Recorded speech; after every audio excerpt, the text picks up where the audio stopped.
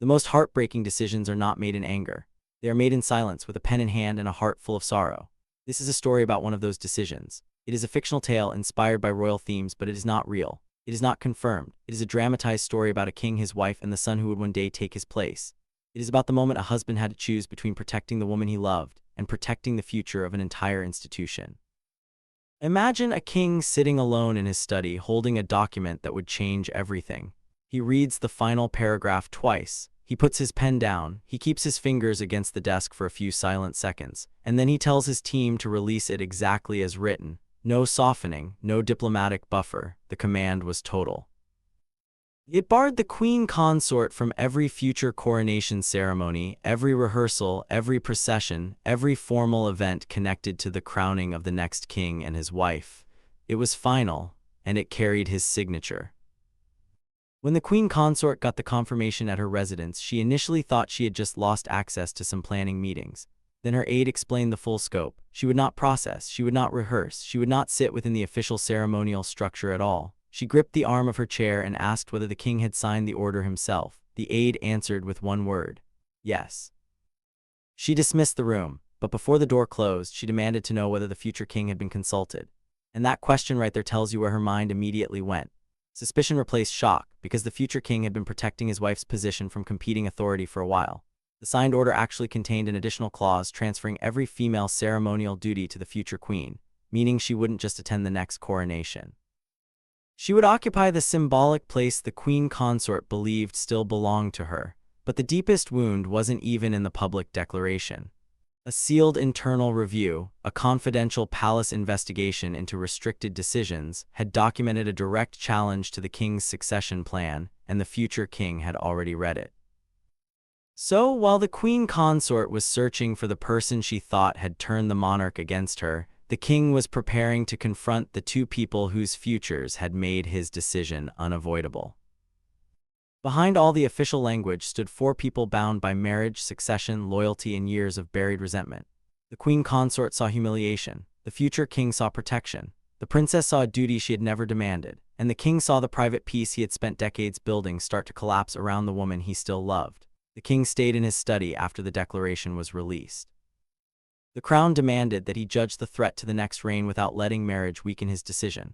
But he wasn't sitting there as some distant sovereign. He was a husband who knew exactly how deeply the order would wound his wife. In a quiet conversation recorded in his private secretary's documented account, he admitted he had delayed signing because his wife would experience it as betrayal, not protection. The queen consort understood the loss immediately. She had endured years of public hostility before standing beside the king at his own coronation. Now she faced the possibility of becoming a spectator while the future king and his wife stepped into the future she had expected to help shape. The future king entered the castle through a private side passage shortly after the announcement. He paused outside his father's study, straightened his jacket, and told an aide he would speak as the heir, not as an angry son. The prince believed the next coronation had to center on his wife, the stability of his reign, and his eldest son's preparation as the young heir. Any competing authority could divide the ceremony and confuse the nation about where power truly rested. The princess received the news from her husband without advisors or household staff present. She did not smile. She asked whether the queen consort had been informed before her own name was placed in the order. When the future king said the decision belonged to his father, she noticed how carefully he avoided discussing the sealed evidence. The princess pressed him gently. Was this punishment or was it protection? His silence told her the truth was darker than either word alone. The queen consort confronted a long-serving aide at her residence and demanded every name connected to the review. When the future king's office was mentioned, she removed the ceremonial brooch she had prepared for her next engagement and placed it on the table. The king feared he had acted too late. The queen consort feared permanent displacement. The future king feared chaos in the succession. The princess feared being portrayed as the woman who benefited from another's fall. The question was no longer whether the order hurt them. It was whether the king had defended the monarchy or sacrificed his marriage to save it. And the answer to that goes back 6 weeks earlier, when one demand inside a private ceremony turned old tension into a point of no return. The crisis didn't begin with the signed order. It began during a closed ceremonial rehearsal where fewer than 12 people were permitted to remain. What should have been a technical discussion about the future king's eventual accession became a struggle over status, memory, and control. By the time the queen consort left the room, the king understood that silence would no longer preserve unity. Silence was now threatening it. The gathering had been arranged to test how the royal family would move through a future change of reign. Every entrance, signature, chair, and procession position mattered because each one told the nation who represented the present, who belonged to the future, and where power would pass next. The king stood beside the central table while officials reviewed positions for himself, his wife, the future king and his wife, and the young heir. The mood tightened when a courtier moved one chair slightly behind the place reserved for the future king and his wife. The queen consort stopped him before he could step away. She pulled the chair back into the central line and said she would not be placed behind the next generation as though the present reign had already ended. That's where it gets really specific. The queen consort then made the demand that changed everything. She insisted on retaining a central processional position beside the king during the future coronation. She also requested authority to approve the ceremonial jewels and seating arrangements assigned to the princess. Those details matter because jewels and placement aren't just decoration. They publicly define rank, legitimacy, and who holds influence inside the next royal household. The princess lowered the notes in her hands but said nothing. The future king asked whether the proposal carried constitutional approval, meaning formal acceptance from the advisors responsible for protecting the rules and stability of the monarchy. The queen consort answered that custom could be interpreted by the reigning sovereign, which forced the king to choose between supporting his wife and defending the boundaries of the next reign. The king refused. He told her that the future coronation belonged to the incoming monarch and consort, not to those whose reign was ending. She answered that she had endured years of public hostility to reach her present place and would not watch that position disappear without a fight. The future king's restraint finally broke. He stated that his wife's role would not be negotiated. The queen consort turned toward him and accused his office of planning her removal long before the rehearsal. Then she mentioned private ceremonial files she should never have known existed. The king changed instantly. Those restricted plans had been available only to his office, the future king's advisors, and a small constitutional team. He ordered everyone out except his private secretary. When the doors closed, the monarch stared at the displaced chair and demanded a complete review of who had accessed the material. When that review came back, the king didn't summon an advisor first. He summoned his wife. There were no courtiers to soften the language and no cameras to preserve appearances. The king and queen consort met alone in a private drawing room, carrying years of loyalty into a conversation neither of them could escape. On the table between them lay the access report from the restricted coronation archive. The king didn't begin with an accusation. He began with a question, and her refusal to answer it changed everything.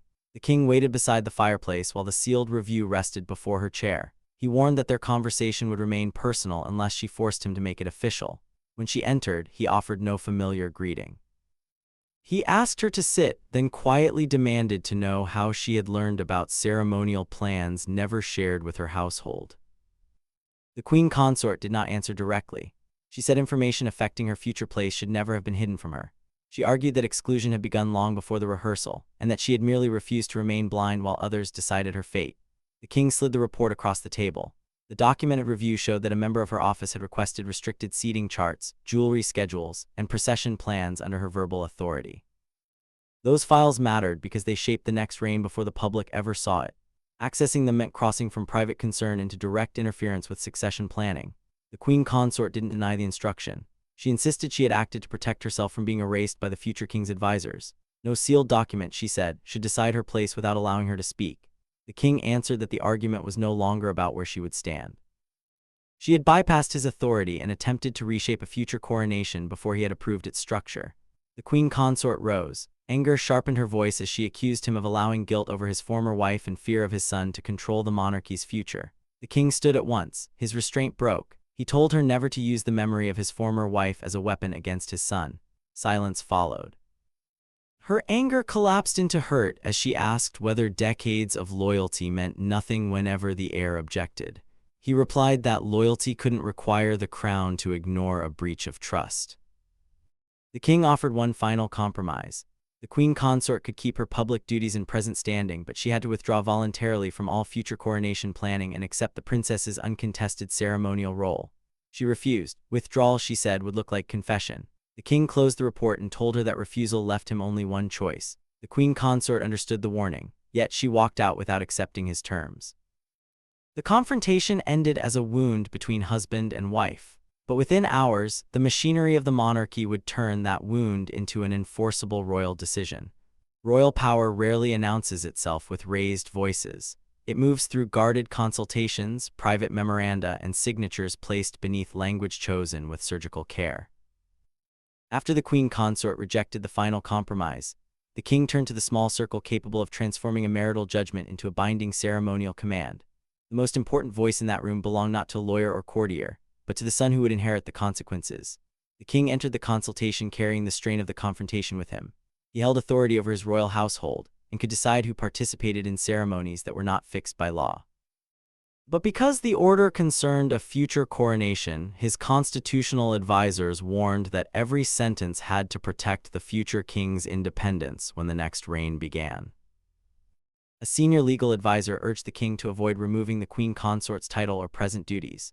The order, he explained, should deal only with future coronation events so that no one could mistake ceremonial exclusion for a legal change in her current position. The king listened while slowly turning his wedding ring around his finger. When the advisor referred to her as the affected party, the monarch stopped him. "Her name is Camilla," he said. "Do not reduce this to a file." The future king entered without demanding revenge. The prince told his father that the next coronation couldn't begin as punishment for an old family wound. His concern was certainty. His wife's authority had to be recognized. The young heir needed to witness stability, and no hidden negotiation could be allowed to divide the next royal household before it even began. The king asked whether the queen consort could attend as a private family member without any ceremonial position. The future king answered carefully. He could accept her presence only if his wife agreed and only if there was no procession, robe, oath, official seat, or recognized role attached to it.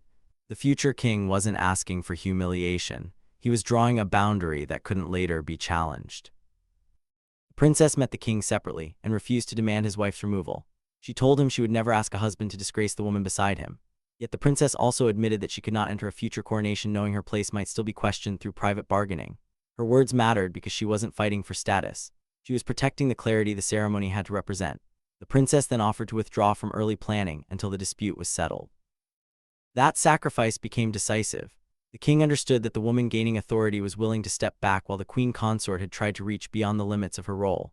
The king dictated the final clause himself. All ceremonial authority would belong to the incoming sovereign and consort, and no representative of the previous reign could revise their positions. After midnight, the king signed. The future king watched in silence as he placed down the pen.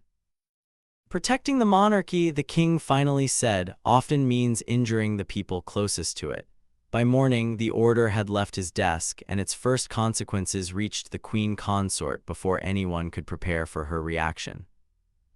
The consequences arrived, not as a dramatic public dismissal, but as a sequence of quiet removals. A briefing disappeared from her red box. A rehearsal invitation was withdrawn. Her name vanished from a ceremonial planning list she had reviewed only days earlier. Each change was administrative, almost bloodless. Yet together they delivered a devastating truth. The order was already being enforced, and no one around her possessed the authority to reverse it. The queen consort opened her morning folder and found a single note where the coronation briefing should have been.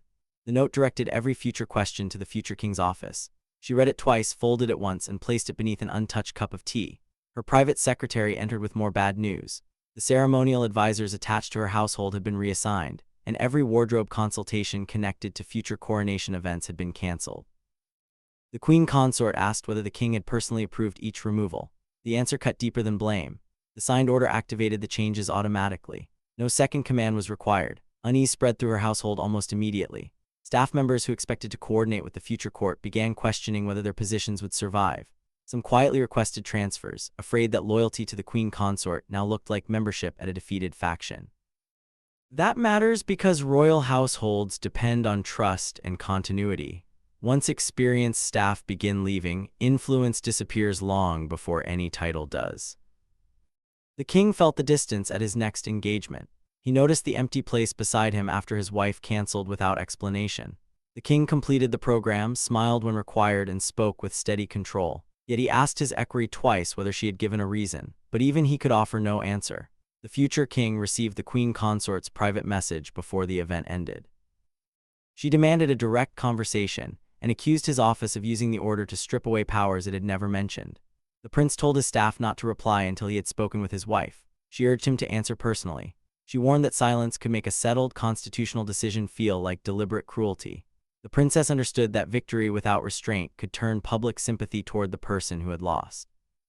The queen consort then explored a challenge through the king's advisors. She asked whether a consort could be excluded from a coronation involving her own family. The legal answer was devastating. Attendance might be offered, but no ceremonial role was guaranteed. Later, she locked her annotated files inside a cabinet. Her hand paused over a note from the king thanking her for supporting him during his own crowning. Then she closed the drawer. The future king decided to meet her alone. He rejected his wife's offer to accompany him. This struggle, he said, had begun between heir and consort and now had to continue without courtiers, advisors, or titles. That meeting wouldn't reverse the order, but it would finally expose the fear that had driven the queen consort from the beginning. When the future king entered the room, there were no aides waiting with briefing papers and no careful palace language to hide behind. She had requested a confrontation with the future king, but what followed was far more dangerous. An honest conversation between two people who had spent years judging each other through old wounds. For the first time, she admitted that the coronation dispute had never truly been about a chair, a robe, or a procession. The future king arrived alone exactly as promised. The queen consort refused to let rank control the opening moment. She remained standing until the door closed and asked whether he had come as the heir or as the king's son. He answered that he had come as both because the family could no longer pretend those identities were separate. She accused him of waiting years for the chance to reduce her position. The future king rejected the charge. He told her he had never tried to erase her from his father's reign, but he would not allow her to control the shape of his own. The distinction mattered because the next coronation would define where authority rested and whether the princess entered the new reign with certainty or with another battle already waiting. The tension shifted when the queen consort finally spoke without anger. She admitted that she feared becoming irrelevant the moment the king's reign ended. She had endured public rejection, family hostility, and decades of comparison only to discover that the institution might move forward without preserving any formal place for her. The future king softened, but he didn't retreat. He acknowledged what she had carried beside his father, then told her that suffering didn't create permanent authority. Coronation vows belonged entirely to the people accepting them. The queen consort then asked whether the princess had demanded her removal. The future king revealed through a documented account of the private conversation that the princess had done the opposite. She had offered to withdraw from early planning rather than deepen the conflict. The truth unsettled the queen consort because it destroyed her belief that the princess had been secretly working against her. She lowered herself into a chair and pushed the unopened order toward him. The future king didn't take it. He sat opposite her and left the document between them. Then he offered one concession. She could attend the future coronation as the king's wife and his family, but without a procession, oath, robe, or official ceremonial role. She asked whether the princess would agree. He said she already had. She didn't apologize for accessing the files, but she admitted that fear had driven her to demand control she didn't possess. The future king answered that acceptance, not victory, was the only path left. She agreed not to challenge the order. He left without a handshake, but before the door closed, she thanked him for speaking directly. The private battle had reached its turning point. Outside the palace walls, however, one leaked phrase was about to turn that royal order into a national judgment. The palace had hoped the order could be explained through controlled language and constitutional restraint. Instead, one leaked phrase transformed it into the most explosive royal story of the year. Within hours, broadcasters interrupted regular programming. Newspaper editors rebuilt their front pages, and crowds gathered outside royal gates. The private fear of becoming irrelevant had become a public spectacle witnessed across the world. The next morning, a major newspaper carried a stark photograph of the king walking several steps ahead of the queen consort beneath the headline, "Crown without Camilla." The subtitle declared that the king had personally approved her exclusion. A front page matters because it does more than report an event. It tells the public how that event should be understood. This one turned a private royal boundary into a national symbol of separation. A broadcaster opened its evening program outside the palace and framed the order as proof that authority was moving toward the future king and his wife. The palace is the sovereign's official residence and the public center of the monarchy, which made the location itself part of the message. Supporters of the queen consort held photographs from the king's coronation, while others raised signs declaring that the next reign belonged to the future king and princess alone. Police barriers divided the groups as rival chants crossed the forecourt. The king watched the coverage in silence when an advisor offered to turn off the television. The monarch refused. He said a king couldn't issue a public order and then hide from its consequences. The words sounded firm, but his expression carried the cost. The decision had protected the future crown while placing his marriage before a judging nation. The queen consort found the same front page beside her breakfast. She didn't read the article. She studied the distance between herself and the king in the photograph and asked her secretary whether the image had been chosen deliberately. Her aide said nothing, and that silence answered more than reassurance ever could. The future king reacted with anger when commentators suggested he had engineered the order to punish his stepmother. He authorized a statement confirming that the decision belonged solely to the reigning sovereign and that the future coronation would protect both family dignity and constitutional clarity. The princess refused requests for a triumphant appearance when a woman at a charity engagement called out that she would make a magnificent queen. The princess thanked her and immediately returned attention to the cause. The queen consort privately approved the future king's statement because it removed the princess from blame and confirmed that the king had acted independently. That quiet response, recorded in a household account, showed she intended to honor their private agreement. The palace then issued its final clarification. The queen consort would keep her present title and duties, but no formal role in any future coronation ceremony. The removal was permanent. With public judgment raging beyond the gates, the king gathered his family one final time to decide whether the order would destroy them or finally establish the boundaries they had avoided for years. The final meeting didn't restore what had been lost. The queen consort wouldn't regain her ceremonial position. The king wouldn't withdraw his signature, and the future king wouldn't surrender control over the future coronation. Yet the family entered the room no longer arguing over whether the decision could be reversed. They had come to decide what remained after it, and whether a monarchy built on continuity could survive without demanding that every wound be hidden. The king gathered his wife, his son, and his daughter-in-law inside the same room where the restricted review had first been discussed.